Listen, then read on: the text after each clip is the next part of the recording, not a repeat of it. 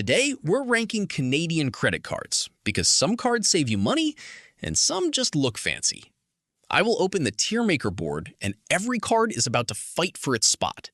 The rules are simple: rewards, annual fee, acceptance, flexibility, and whether the card actually fits real life. But first, if you carry a balance, rewards do not matter because interest can destroy the value fast.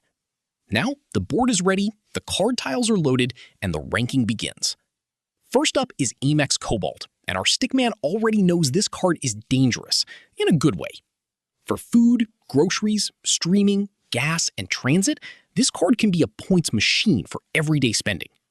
The only thing holding it back is acceptance, because not every store in Canada loves Amex. Still, for the right spender, Amex Cobalt goes straight into S tier. Next is Rogers Red World Elite, and the first thing that stands out is strong value with no annual fee. If you are already in the Rogers world, this card can turn everyday spending into serious cashback value.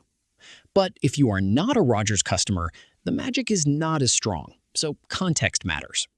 For Rogers users, this card earns an S-tier spot, with a big asterisk beside it. Now we have Scotia Momentum Visa Infinite, a strong cashback card for groceries and recurring bills. The annual fee means you need enough spending to make the rewards worth it. For families and bill-heavy spenders, Scotia Momentum lands comfortably in A tier. BMO Cashback World Elite also comes in strong with groceries, transit, gas, and recurring bills. The value is great, but spending caps and income requirements stop it from being perfect for everyone. That makes BMO Cashback World Elite another solid A-tier card. TD Aeroplan Visa Infinite is for people who look at points and immediately think about flights. If you do not travel much, this card may feel less exciting than a simple cashback card. For regular travelers and Aeroplan users, TD Aeroplan Visa Infinite belongs in A tier. Tangerine Moneyback is simple, flexible, and beginner-friendly because you choose your own categories.